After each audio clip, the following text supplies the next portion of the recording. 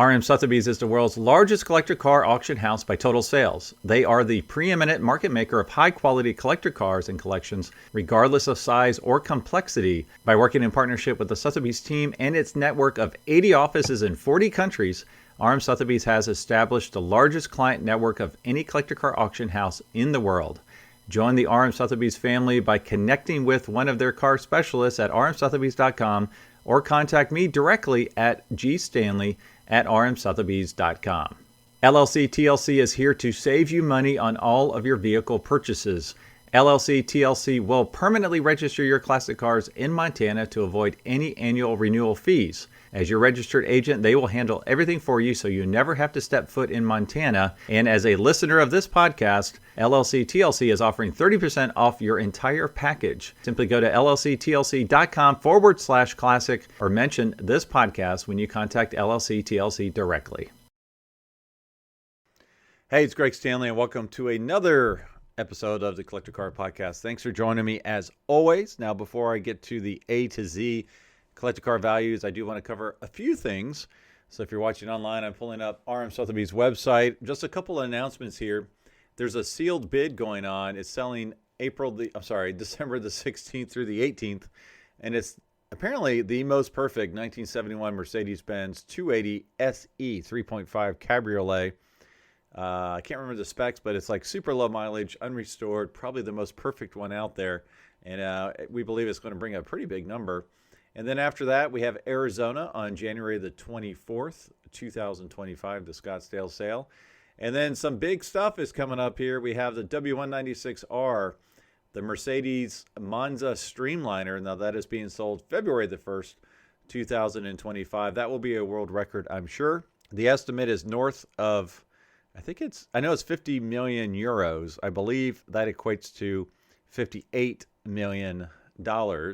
Now, that's an interesting one because it's actually rarer and has race history when compared to the Uhlenhaut Coupe that sold for $142 million.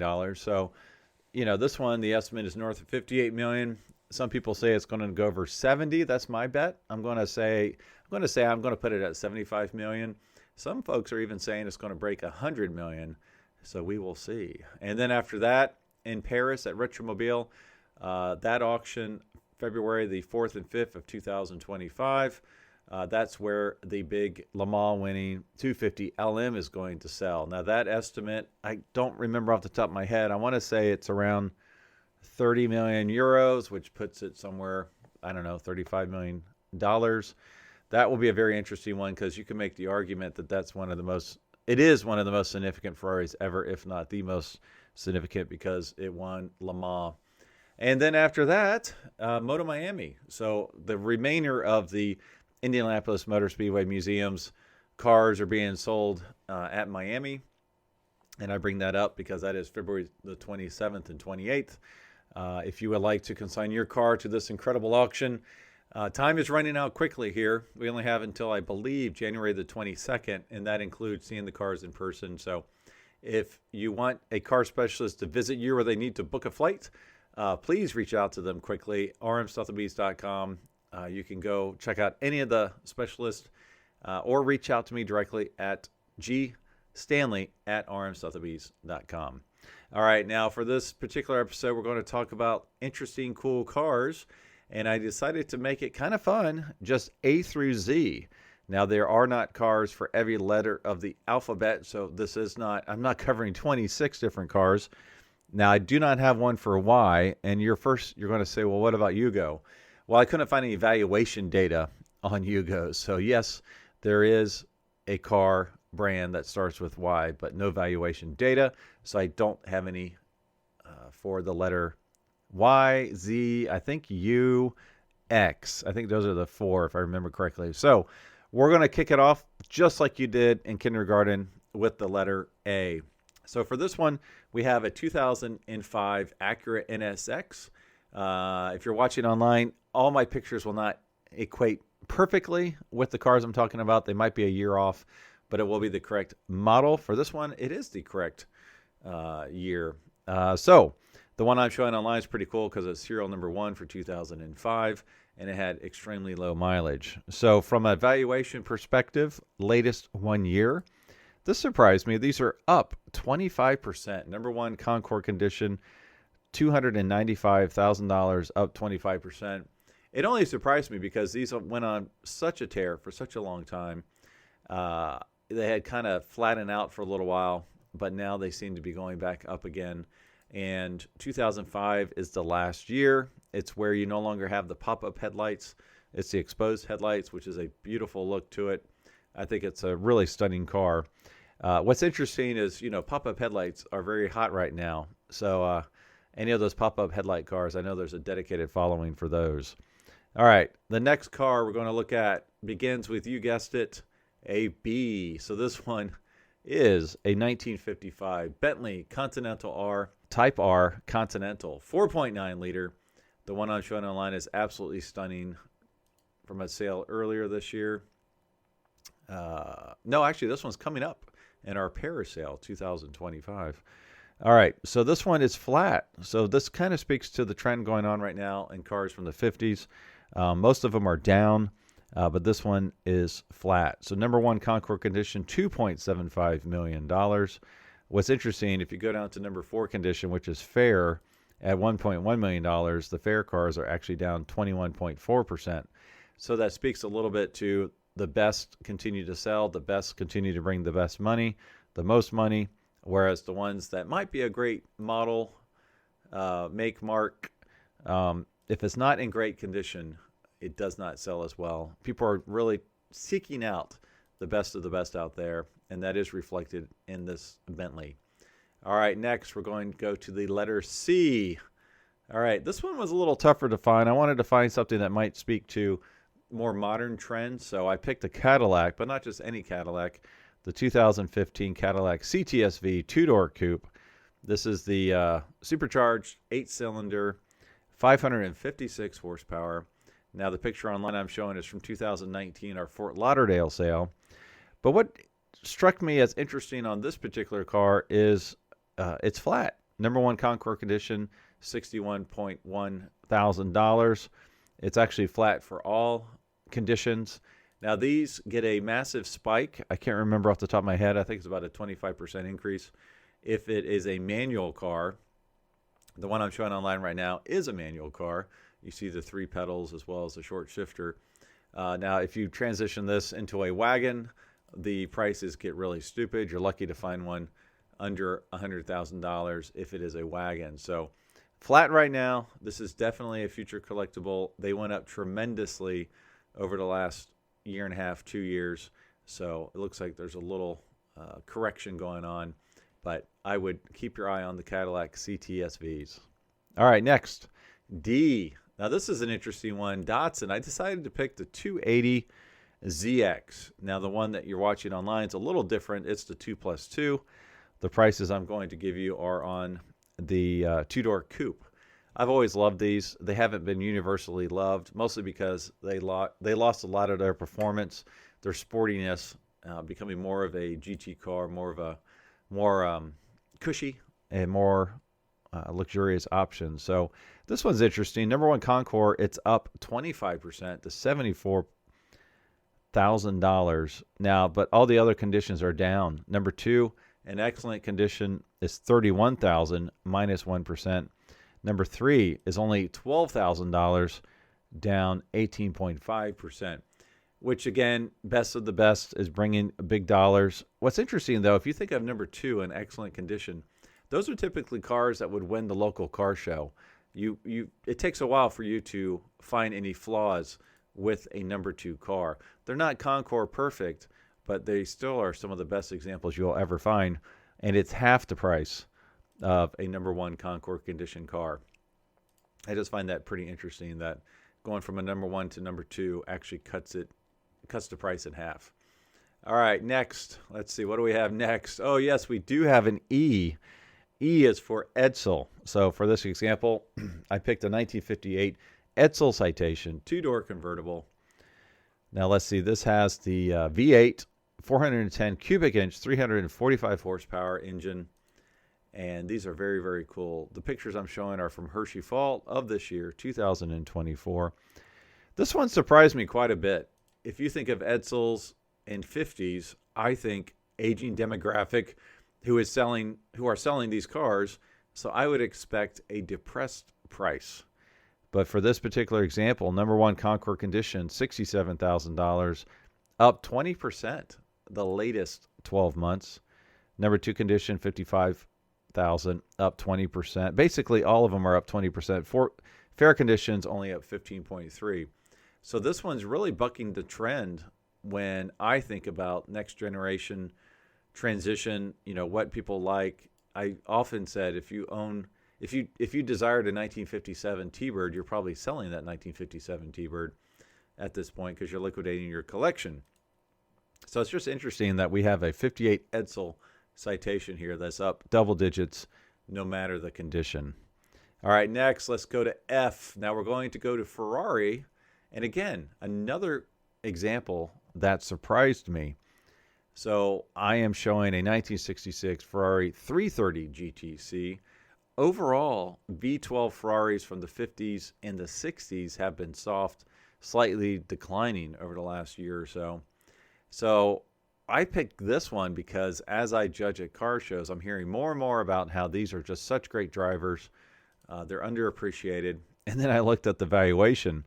I just actually appraised one for our Miami sale, and it was most of the recent sales have been in the $500,000 range. But this one, according to Hagerty's valuation tools, number one Concours condition is $860,000, up 21.1%. Excellent condition is $715,000, up 20.2%. Good is up 28% at $640,000. So that really surprised me for numerous reasons. Some of the recent comps, as I mentioned, are in the 450 to the 550 range. And then also just overall, the V12 Ferraris have been a little soft from the 60s. But according to Hagerty Valuation Tools, this one's doing just fine. All right, let's see what's next. All right, we're moving to G. My logic for this is when I'm looking at these is I want a little mix. I want some stuff from the 50s, 60s, newer, next gen, all over the board. This one's definitely a next gen. The 1993 GMC Typhoon half-ton SUV. So this has a six-cylinder, 262 cubic inches, 280 horsepower, turbo. I remember when these came out, they were just crushing it. They were beating the Corvette. 0 to 60 was one of the fastest vehicles you could buy back in 1993. Number one Concours condition, just over $61,000, down 3.9%. Interesting that this is a next generation collector car, and it has had a very good run up, and now it's just down slightly. I don't think this downward trend will last for very long. I think because of the transition of power with the new president, the uncertainty is gone as far as who is going to lead the country. And I think just that fact alone, no matter who won, is getting some stability to the collector car market. And we will see these go back up, especially the cars that are more for the young timer generation. All right, H. All right, I picked a car from the 50s. So let's see how these trend lines compare to that Edsel. 1957 Hudson Hornet Super Hollywood Hardtop V8 327 255 horsepower. Now number one Concours condition is $68,000, down 10%. So what's this one kind of bucks the trend in every regard. If it's in fair condition, it's only worth 19 grand, but it's only down 1.1%. So in this scenario, the nicer ones are actually down more than the ones that are not as nice. So this is a picture from Auburn Fall 2021. We have not sold one of these recently because we do not have Auburn Fall anymore. I've always loved these with the step-down design. Very cool cars. Would love to own one of these one day. Never driven one, so, could be a horrible driver. But design-wise, very, very cool car. And this kind of goes along with most of the cars from the 50s, down double digits. All right, for I, this was an easy one for me to pick. 1968 Isog Grio 7-liter, 8-cylinder, 400 horsepower. I have a soft spot for these, and the one I'm showing you right now is coming up for sale in Arizona, 2025. Beautiful, beautiful car. I just think these things are so cool.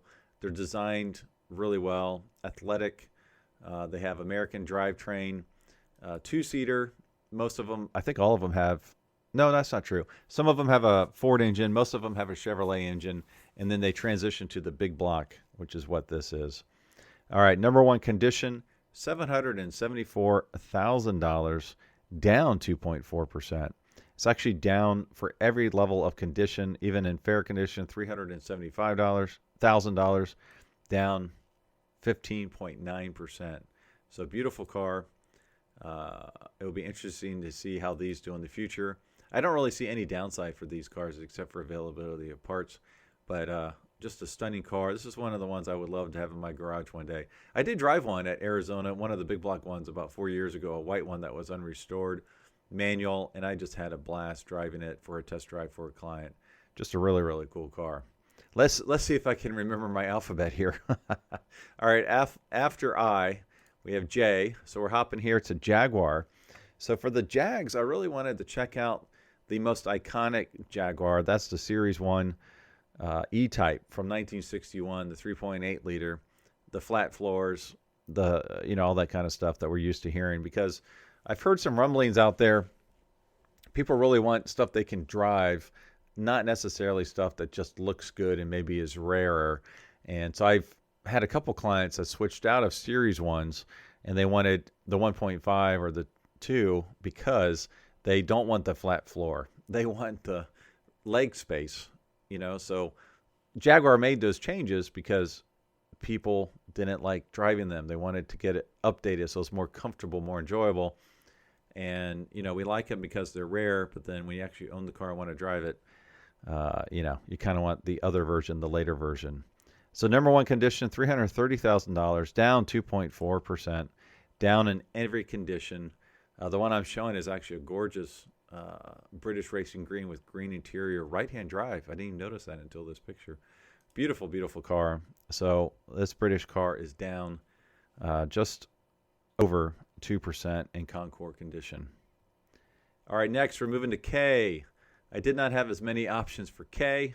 As you can probably guess, I had to pick the Kaiser Darren from 1954, another 50s car. Now this is a plastic fantastic. It's got the sliding door that slides into the front fender, which is iconic and which is what it is known for.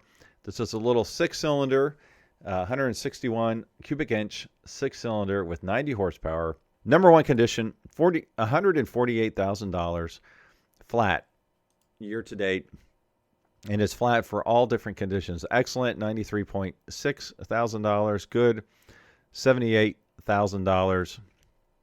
And fair, $54,000. It's a very cool little cars.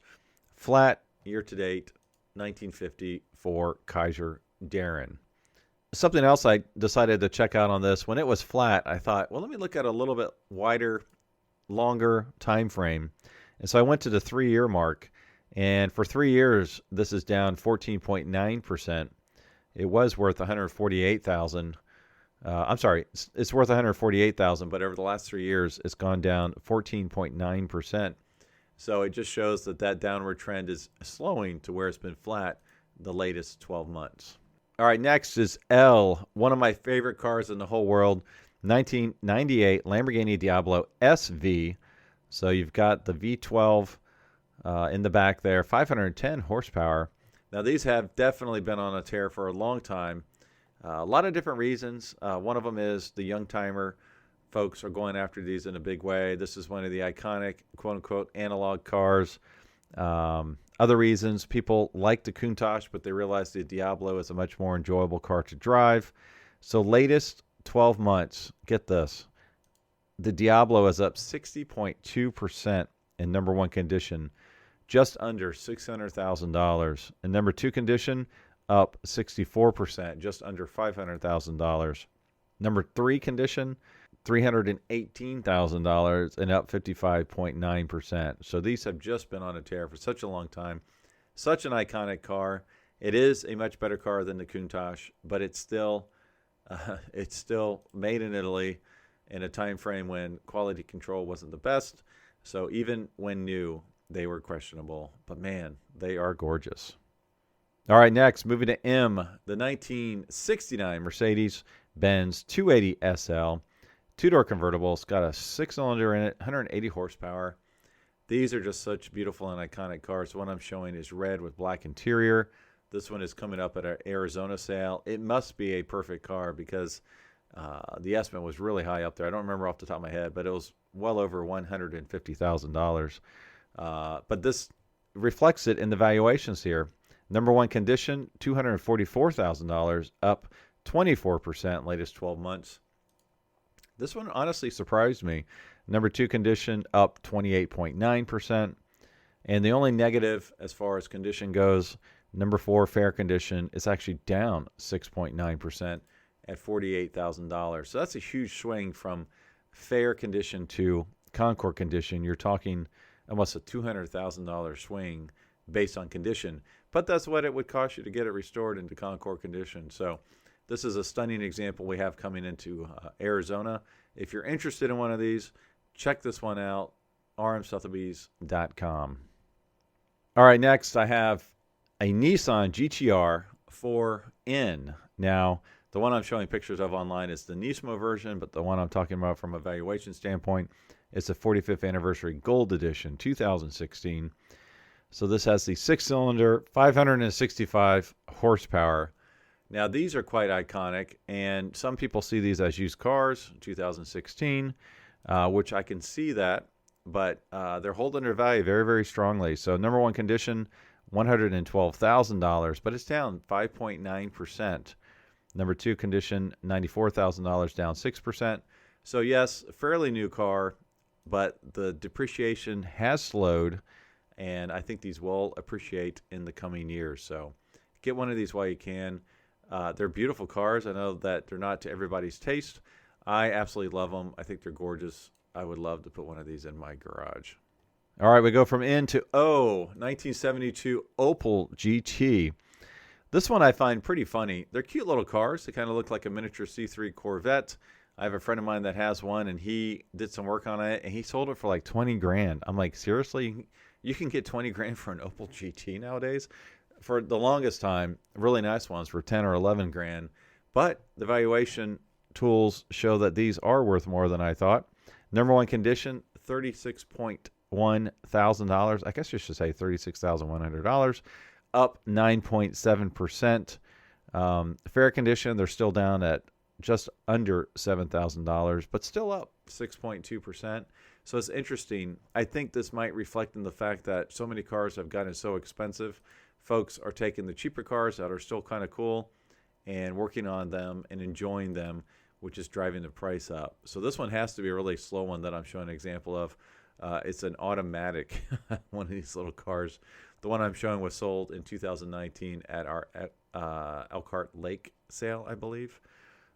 So anyways, yeah, if you see an Opal GT out there, they're probably worth more than you realize. All right, next is P for Porsche. Now, the one I'm showing online is from the white collection that sold a couple months ago. 1998 Porsche 911 Turbo is the one that I'm talking about. The one I have online is not. It's a cabriolet, just for visual purposes only. So now, two-door coupe, number one condition, $405,000, up 8%. So Porsches are still doing really well. Number two condition, $315,000, up 10.5%. Good condition, up 25.7%, which is interesting. And then fair condition, even fair cars are up 8%, $135,000. Yeah, so the turbos are awesome. Again, the one I'm showing online is a cabriolet. Beautiful cars. Either way, whichever flavor you want. All right, next we go from P to Q. And yes, there is a car with a Q, and I will not pronounce this correctly. 2000 Qualve, I don't know. The Mangusta. It's Qvale. I don't know. I'm not even going to try again. But anyways, the 2000 Mangusta. They brought the nameplate back. It's a little two-seat convertible, little spider. Pretty cool looking little car. A V8, 320 horsepower. Number one Concours condition, $44,000, up 10%. That's interesting that it's up 10%. So it's up double digits for all conditions except for fair, where it is flat. So interesting little car. I'm not sure of the engine. Might be a little Rover V8. Pretty cool little thing. Now this is, again, one that would be considered a young timers or Radwood kind of car. Extremely rare. You don't see these very often at all. So if you would like a sporty little convertible, just try to find one of these, and you'll really enjoy it. And it will probably hold its value up again, 10%. Latest 12 months, $44,000 in Concours condition. All right, from Q we go to R, and I picked a RollsRoyce 1995 RollsRoyce Corniche 4 drop head coupe. Now this is an interesting car because it's a next gen collector that wants these, but it's also folks that just want a nice car, maybe can never afford them in the past. Maybe they have some cool cars in their garage, maybe not high dollar cars, but they just want a cool Rolls-Royce or Bentley convertible in which to enjoy. Now, number one Concours condition, $129,000, flat previous 12 months, and it's actually flat for all conditions. So it goes from $129,000 in Concours condition to $60,000 in fair condition. Okay, after R, I went to S. You know I love my Shelbys, and if I could only have one Shelby, it'd be a 1965 Shelby GT350. Not just any GT350, but the R model. The picture I'm showing online is from Arizona 2018.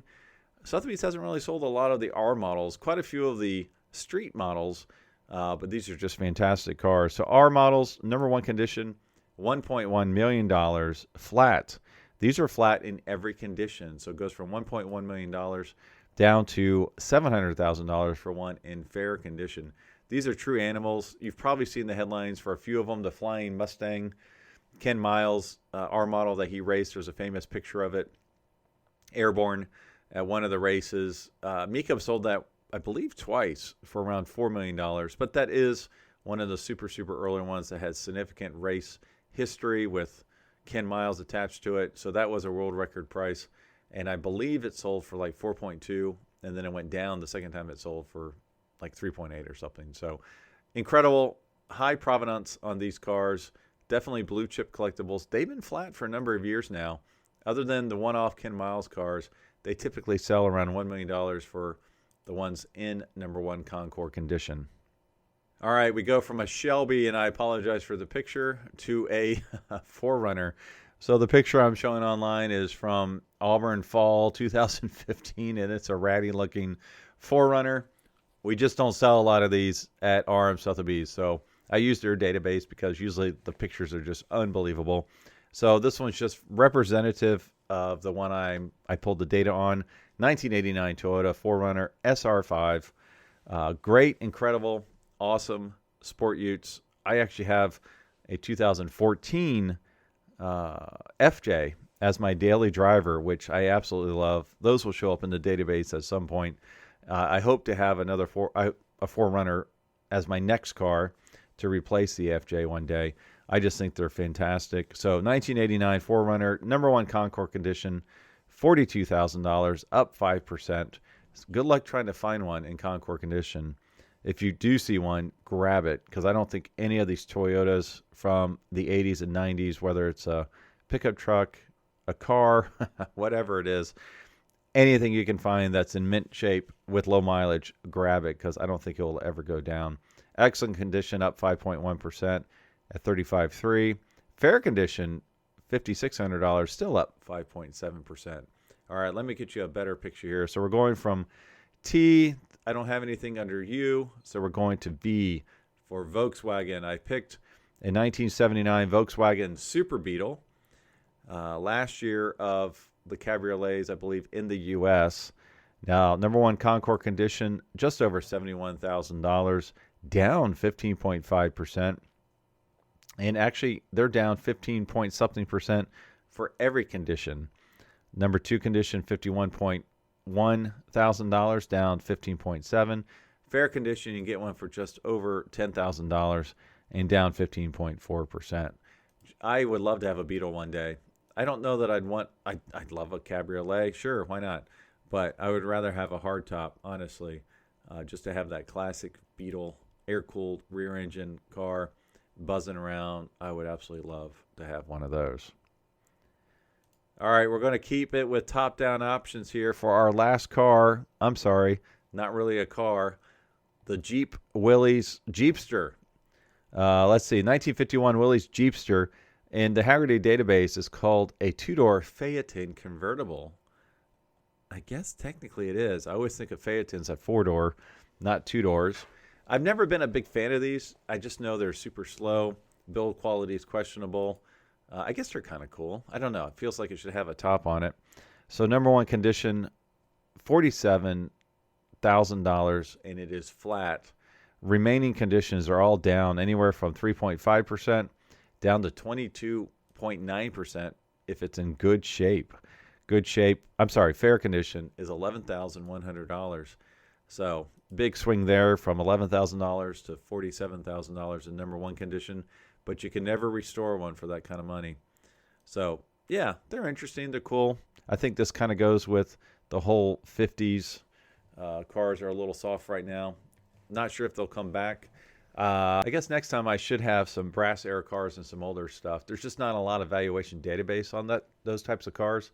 But I have talked to some specialists who are seeing increases in interest for the early stuff because you can work on it. It's gas and oil. You can fix it with a hammer basically, and it's really, really cool, and nobody sees them. So they like to get their hands dirty, and the more that we go the electrified future of cars, I think the more people want to go back and experience something they can actually work on themselves. So as always, thanks for listening, thanks for watching, and I'll talk to all of you next week.